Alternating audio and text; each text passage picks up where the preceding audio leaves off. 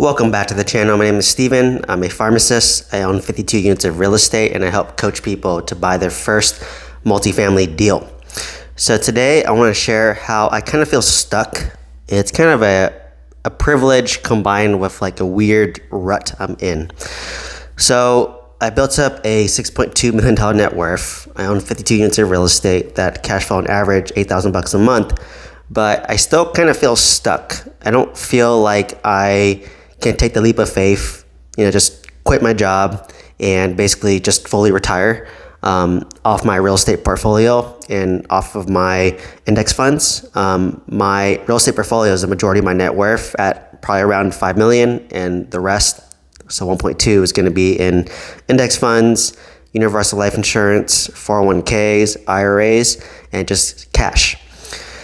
So for me, it's kind of weird. Like I feel kind of stuck in terms of real estate, and they just made me being bored because I obviously bought a lot of real estate during COVID. It was very exciting to buy my 26 unit. I bought my mobile home park. I bought my 20 unit. I renovated my 26 unit. I renovated my mobile home park. I renovated my 20 unit.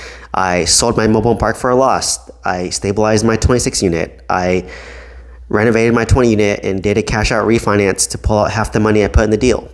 So, it was always this constant excitement and constant stimulation. But that was great. But, 23 or all 2024, I pretty much hit I was really tired. I was really burnt out. I wanted to focus on my personal life again. So that's when I, proposed to my girlfriend, now fiance. I, bought my current house I'm sitting in. I got a new job. So, it was busy during that time window. And just trying to stabilize my personal life, right? So honestly, the first half of, I'd say 2024 was just me, acclimating to the house, slowly buying furniture, slowly getting things that we need or don't need. And, when people find out you get a house, they give you a bunch of stuff, like stuff they don't use, like the additional plates, utensils, storage stuff, vacuum cleaners. So, you just gather all these little things over time. And so that got more stabilized. My job, been at for a year now, so that's more stabilized.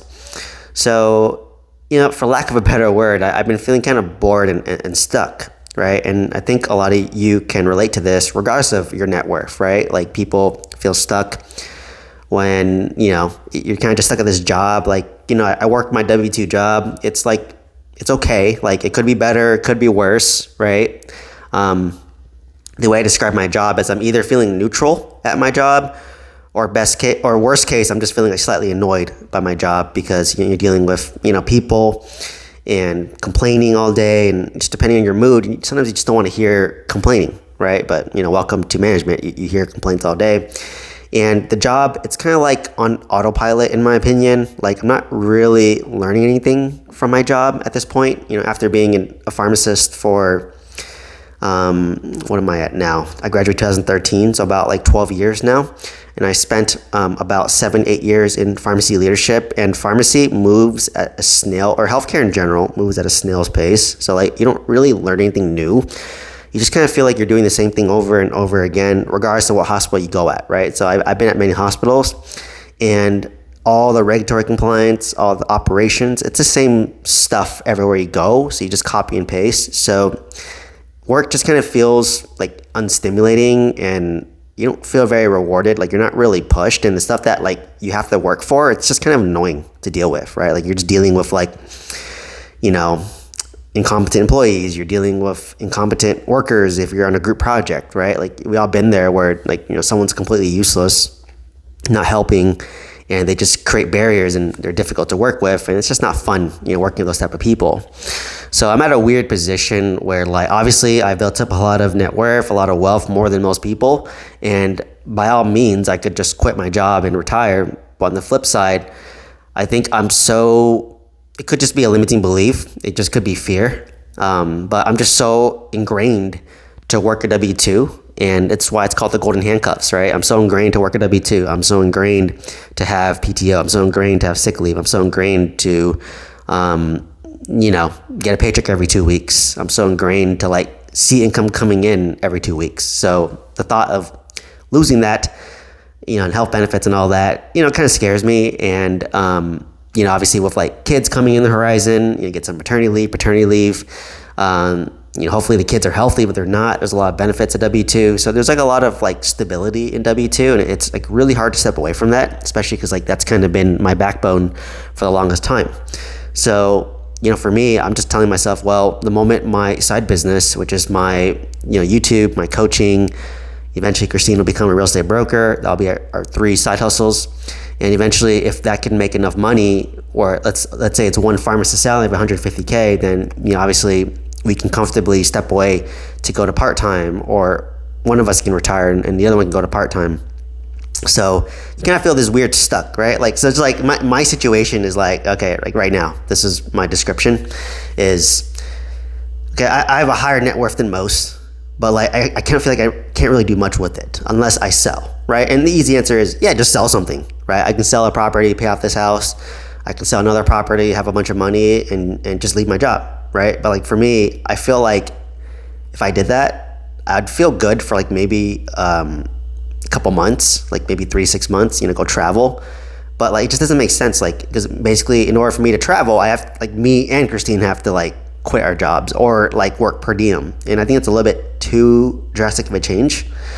So I kind of feel stuck in my W-2, right? Like, I have a lot of wealth, kind of feel stuck because like, I can't really buy real estate right now just because, it's overpriced, interest rates are too high, combined with, it just doesn't make sense for me to buy real estate right now. I really want to like make the right moves to like retire early and with kids in the future. And then on the flip side, I'm like kind of bounded by this W-2 job, the stability, the health benefits and all this. But it's like very like unstimulating, right? Like you're just kind of like at work, you kind of just feel like a zombie, right? Like, like you kind of do something on autopilot, the people that you're there, maybe some you'll like, some you don't like. But like from what I've seen, like honestly, your friends you make at work aren't like your real friends. You're just there in the moment, and the moment you leave the job, like you may never like really talk to them ever again. Like, I know because I job hopped quite a bit, and like honestly, I only talked to like a handful of people that I have a connection with, and like, like I said, I had somebody retire after like 30 plus years, and they only had really one friend that they were close with in a huge department of like 200. So, are they really friends? Like someone you actually hang out with? They're so great, but for the most part, especially when you're management, like you don't really have friends, right? Like you're just kind of like alone and by yourself there. And even if you weren't management, like you might really have 1 or 2 close friends after 30 years. So like it's just kind of like very like unstimulating. Like I guess I'm the type where I like to like learn constantly. I like to like not waste my time. But sometimes when I'm at work, I just feel like I'm just wasting my time. Like, oh, I just could have finished this and then just gone home, right? And then you're just on standby, and people come to you with issues and problems, and you're solving problems that are like very unfulfilling, right? So it's like a weird combination where like, yeah, I have a lot of wealth, but at the same time I'm still kind of hooked to my W-2 job. And this is why it's called golden handcuffs, right? And maybe I could, pivot to a different area, work for an insurance company, work for big pharma, have a remote job or that. But I just kind of know, like knowing me, like I'd probably feel fun and stimulated for the first like 6 to 12 months. But after I feel like I've learned most of it, I get bored. So I think it just might be my blessing and my curse, right? Like I'm obviously blessed that I can learn fast, that I have ambition and all that. But it's also a curse because like, I get bored easily, right? And then I get unstimulated and I kind of just lose motivation, right? So it's kind of this weird like trap that I'm in, and I kind of feel a little stagnant, right? Like I can't just quit my job. It's too reckless. But obviously like once we have kids and a family, and maybe I have to do it stepwise to see what's like, but like Christine would probably step from full-time, working 4 10-hour shifts a week, to maybe 2 10-hour shifts a week. And I'd still be full-time because I'm in pharmacy management. But maybe when I have a second kid, maybe I'll just like leave management and then go down to like a part-time pharmacist where I'm just working as a regular pharmacist.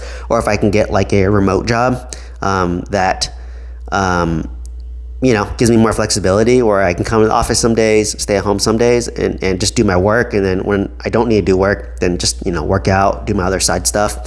So maybe that's what I need to do. So I feel like something needs to change. But it's hard because like my current job pays like so well. But like I know like later once I have a kid, I'm gonna optimize more towards lifestyle.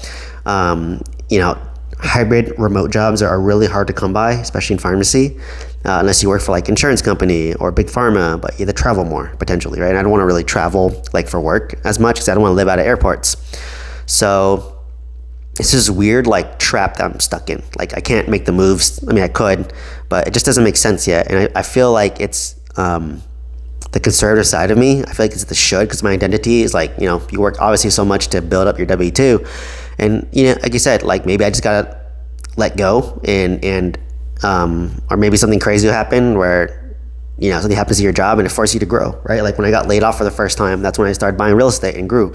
When I got fired for the first time, that's when I went from a Walgreens pharmacy to a hospital pharmacy. So like sometimes like you gotta just be shaken up to your core for that. So, I'll see how it goes, but like I know the moves I need to make, right? Like the most logical is you sell a house, pay off this house, no more mortgage.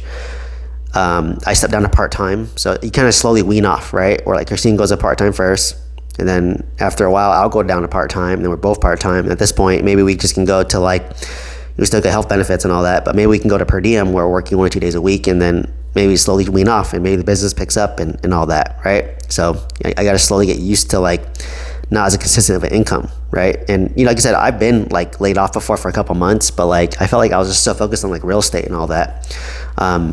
So it's this weird like stuck thing, right? And obviously I know what to do, but like at the same time, it's just like, just the fear of like the unknown is the greatest fear. Like the fear of like, okay, like, jobs are harder to come by in pharmacy, like especially management jobs, but regular pharmacists, you could probably find a job somewhere. So it's a weird combination of probably fear that's holding me back. And like I said, these are golden handcuffs. And maybe once I break free from the handcuffs, I realize, wow, I should have retired earlier. So like I said, it's probably just a limiting belief. And, I felt like I haven't established something yet that's like a little bit more consistent. Obviously real estate income is semi-consistent, and then if you have a business income, like getting something there is great, and then minimizing expense, which I can do. So I'm not sure if I'm just using like me building up another side business that replaces my income as an excuse to not retire, or is that just me being like super conservative, right? Because like right now, like I make good money, but like honestly, like I don't spend more money. I just kind of like invest the money. Obviously you have to pay for the wedding, and then there's a honeymoon, and then we don't compromise on travel. Like we always prioritize traveling. Like we will cut cost on like hotels if able to, on like we don't always need to like fly first class right now. So there's ways to like save money and to really like optimize things. But I think we're overall pretty frugal. We're very value based in terms of how we spend. So I think like lowering expenses is not like a problem for me and Christine, but it's just that like stability of that full-time job, right? And like I said, maybe our mindsets will change once Christine steps to part-time, and then maybe I'll go down to part-time. So you kind of do like a slow wean off of your W-2 job, right? Where you're like, like I actually enjoy only working 2 days a week, and I have 5 days a week off, right? And then eventually it's like, oh, now I have 6 days a week off. Or maybe I will enjoy 2 days a week because maybe you want to get away from the kids once in a while, right? Like I've seen that too, where they actually enjoy working part-time because they can escape their kids and socialize and learn a little bit, right? So but for me, like it doesn't have to necessarily be pharmacy. Like I'm stimulated enough if I were to become like a coach or a mentor or create YouTube or like sell real estate, right? Like that's just enough stimulation for me. I just need to like feel like I'm progressing and learning, right? So this is the privilege that I've built and that I have, but it still feels shitty too, right? Like you kind of just feel like you're just stuck. Like something needs to change for the better. And like you said, I don't. My life is, I'm not used to being this stable, right? Like I am used to like constantly moving growth. Like, Christine loves stability. Like, don't get me wrong. I'm happy with where I'm living. Happy where I'm at in my real estate portfolio. And then like you quickly get over that quickly. And like, you just want, what's next? Right? And then, but obviously like you don't want to be reckless either with that. So that's why I said like, I got to make some moves to basically plan for my retirement and plan for me being able to go to part-time and, build up my business still. So maybe that will be what it is in the next like 1 or 2 years. But like until then, I just kind of feel like very stuck, right? And then obviously like once I have kids, now I'm going to be more tired from having kids, and, I'm not going to be able to show up at 100% of my job, right? That's kind of the trade-off that you have. And that's why a lot of people in W-2, they just do the bare minimum because they're just tired from their kids and they just want to like get their paycheck and go home and spend more time with their kids, right? For me, I don't want to go through that like zombie show, right? I just want to like, whatever I do, I want to do 100%. And, if I'm not able to be there 100% with my kids, then, I got to wean off of my W-2 job. So that's kind of my planning. And obviously I'm going to document my journey with you guys. Like definitely in like a year when I'm like 36, I'm almost 35. So probably a year or so. When we have a kid, Christine will go down to part-time, and then from there, it's like, okay, do I want to go part-time at that point? But I have to give up my management position, and then I'll see how it goes. Like if my quality of life doesn't get compromised and work-life balance doesn't get compromised, I'll continue. But if it starts to get, too, like work too much, like work-life balance, right? You see those managers, they respond to emails all day. They're on call all day. They love to work, and they neglect their family. Like I don't want to be that, right? I don't want to be that type. I never was that type, but like I'll get what I need to do in that 8 hours. Like you have me for 8 hours, I give 100%. But just all the little stresses in life, right? Like W-2 job has a lot of stressors. You have your commute, which creates stress, and like it's just like boiling a frog under hot water. If you slowly increase the temperature, the frog gets used to it and then dies, right? That's like a W-2 job. Like you slowly increase the hot water and you put up with a lot of stuff, and then is it worth it, right? Like is it worth it to go through all that? Like for me, like I said, I could find a lot of value, a lot of stimulation from doing other things. Like it doesn't have to be pharmacy specifically. So it's this weird, like you said, like black hole. Like I kind of like, if you ask me like what I've done for the past 6 months, I just kind of feel like it's just been like a blur. Like for me, it's just like my most fun and engagement I've had is like just traveling, doing new things, like hanging out with friends, right? So like it's kind of shift over like that way for me now. And like I said, like it'd be totally cool. The millennial inside of me is just like, just quit everything, go travel for like a year, and then come back, find a job, and then repeat. But like you said, the scarcity of the job, it's harder to find a job. And then obviously there's like perks, right? Because you get an income stream and like use the income to invest in real estate. So there's this weird like trap that I've kind of put myself in. And like I said, I'm not like lazy. I want to work, but it's just like I want to work on something that I feel like I'm learning, that I get excited to. Like dude, sometimes when I like, as nerdy as it sounds, like do my own taxes, like I'm so absorbed by it that like 3 hours can fly by, and I was like, oh my god, I didn't even feel that.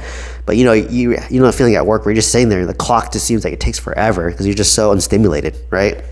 Like I see it all the time, like people just sitting there pretending to work on their phones all day, and then like they'll respond if they're prompted to respond, and it's just like, I don't know, that just being around that mediocrity, just like it's very soul sucking for me, right? Like just being around like an average worker, it's just very like soul sucking. It's just like, oh my god, like no wonder you have no motivation hanging around these people, because they're just doing the bare minimum and they complain, right? They do the bare minimum and they complain. And I was like, I don't want to be around that, because I want to better myself. I want to do all that. So like I said, it's this weird golden handcuff, right? That's why they call it the golden handcuffs. Like, you can leave, you want to leave, but you're still tied because of the heroin of a paycheck every 2 weeks, the heroin of health benefits, and the heroin of all that, right? So that's kind of the catch-22 that I've been at. But anyways, just wanted to share my thoughts and why I feel stuck. Hopefully it's relatable to you guys. Let me know what questions you have. If you want to buy multifamily real estate or some coaching, some guidance, check out that mentorship program link down below. You can email me directly if you want a discount code. Otherwise, please like, comment, subscribe, and please give me your insight on this. And hope to see you in the next one. Thank you so much.